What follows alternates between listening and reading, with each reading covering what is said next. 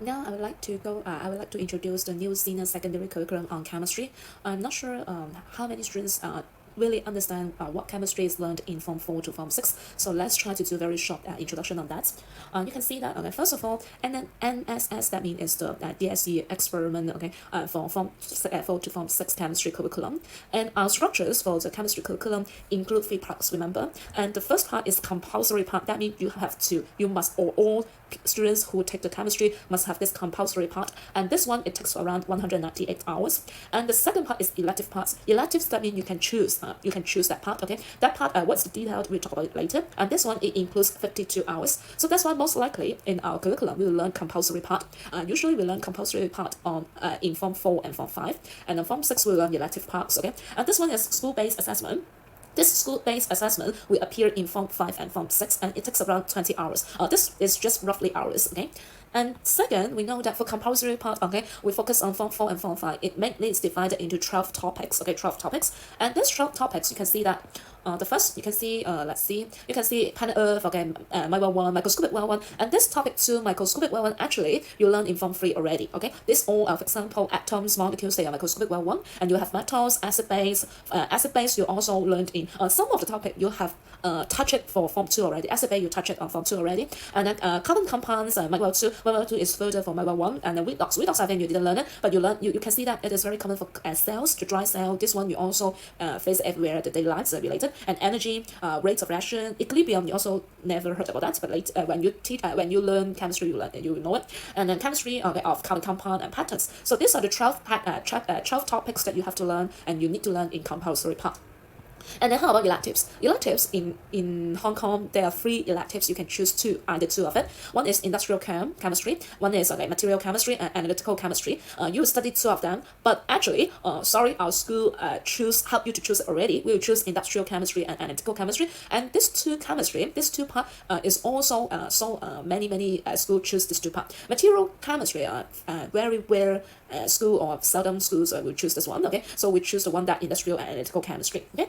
So next, okay, and what is about the school-based assessment? As I talk about that, a school-based assessment will carry out in Form 5 and Form 6. It is compulsory for all students, okay, and also, okay, you can see it is practical related. For example, you can do experiment just like for you Form 1 to Form 3, you do the practical experiment, and besides practical experiment, you do practical work. You also need to do some paperwork, okay, after doing experiment, just like answering some short questions, okay.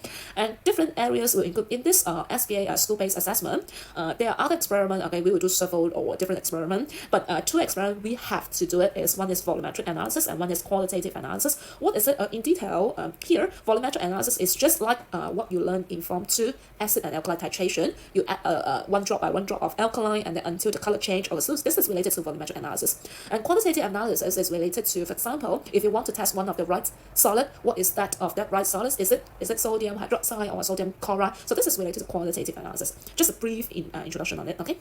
And remind you that, okay, sometimes we'll give you some individual works, or sometimes group work will be required for this SBA. It depends, okay, and you will know it later, okay. So for this one is some photos, just the photos of the SBA, okay.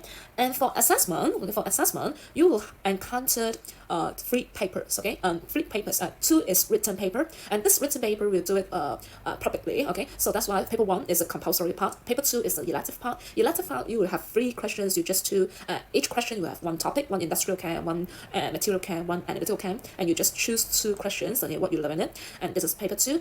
And then, okay, SBA here is done in school, not done publicly, okay. So then done in the school, just like what you do experiment as usual, okay. And then you just try to do experiment and do some paper, and then you hand in to teachers, okay, and then they mark it, okay. SBA is quite similar to what you do the experiment before. So this is practical work. And what is the weighing for that is, okay, you can see that the rating experiment for compulsory part is 80% of the whole chemistry paper, and then paper 2 20%, and then practical work is 20%. And the time for taking this written paper, you have 2.5 hours. So after this written paper for paper 1, and then you take a break, and then you have 1 hour for paper 2. And for SBA 20%, it depends on how many experiments you're doing at school. So that's why there's no time here. Okay, so and after you know the basic information for this chemistry assessment and assessment first, and second, if you think that chemistry is easy or not, actually it depends on it depends on first if you like that subject. I think all DSE subject will be also have the same level of difficulty. It depends on how you study and what you think. Okay, and this subject requires what? First, you should require memorize the things. Okay, because there are quite a lot of facts that you need to remember. Otherwise, you cannot use it. Okay, and besides memorizing, is it just memorizing can help you to study chemistry better? Not just. Okay, but you have to master some abstract concept. What's the abstract? That means some knowledge that you are quite difficult to imagine. So this is some abstract concept. For example, you learn now is atoms, molecules, and some forces. Okay, so they are abstract concept. And also, besides memorizing, besides this abstract concept, you also need to know how to understand and apply. Apply knowledge is very important. Apply that means how much thing you need to learn, integrate all the things. Okay, and also remember for chemistry, you should do some chemistry calculation. There are also several parts to do the calculation. Okay, and you can see that, for example, gives every part. I'll just give a little example. For example, memorizing the fact. Okay, for example, I think in Form 3 you also learn how to memorize. For example, number 1 to number 20 elements. So this is a part of memorizing. Okay, or some formula you need to memorize. For example, sodium chloride is from NaCl. But is that only memorize? You know how to answer? No. For example, NaCl. How you know NaCl? Okay, you need to apply the knowledge. For example, you know that Na sodium is losing 1 electron to become Na plus, and chlorine is gaining electron to become chloride. Okay, so that's why I become NaCl. So that's why chemistry is very important for you to apply the memorized knowledge to different content. Okay, so this is one of the example. And also, some chemical reaction, you also need to, I think it's not just memorize, but also try to apply. For example, magnesium, when they react with acid, what they will be given out, and then given out. Okay, so you need to memorize what they're given out, and then you try to use some skills and then to balance the equation. Okay, so this is one of the example. And also, some master, for example, some abstract, difficult to understand knowledge, you also will have it in your chemistry, learning chemistry. For example, draw 3D dimensions, okay, of the compound. So, I think this picture is not very clear, but okay, but you can see, okay, sometimes you need to draw some 3D pictures. Sometimes you can see that, this is 3D pictures, okay. And also, next, okay, is you need to understand and apply some concept. This is quite some example. You can look at it part by part. For example, explain from molecular level. So this is some DSE real questions, okay, you can have a look. So I didn't mention it, okay, very detailed one by one. And also give you some example of calculations. Okay, for free you also learn how to calculate relative atomic mass already. In chemistry, there are also some parts of calculations. Okay, so you can see, for example, 2 isotopes is here. So how can you calculate the relative atomic mass? So besides this relative atomic mass, you can also have many mole calculation concepts. Is it many? I think 1/4 or 1/5 of part of the chemistry need related to calculations. Okay, so for example, mole concept. Okay.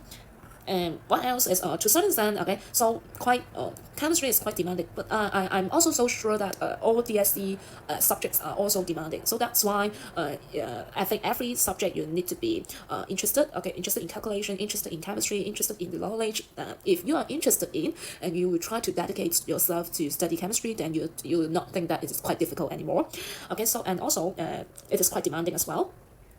And you can see that what is, for example, after studying chemistry, what is your career path, or what is your opportunities related to chemistry? Actually, there is a wide range of opportunities and wide range of chemistry of career, and also actually you can do any jobs, okay, after studying chemistry. Okay, but some careers they must need chemistry. For example, if you like to go to a pharmacy, okay, or you like to be a doctor, or some lab testing, or some engineering, especially some chemical engineering, this kind of areas you have to study chemistry. Okay, so that's why just try to remember that. Okay, the final one is chemistry actually is to try everything. If you like it, or if you think that if I like the surrounding things, I'm very curious about the surrounding things, what happened to the surrounding things, and I'm curious on why it happens. So this that means that you are interested in science. Okay, and then if you, for example, if you see some topic, I like acid base, I like to do some calculations, I like to find out some microscopic level. Okay, so you can also try chemistry. Okay, that's all for this introduction. So if you have further questions, or if you want to ask more things, so you can ask me or Mr. Chow or Mr. Yip. Okay, so see you.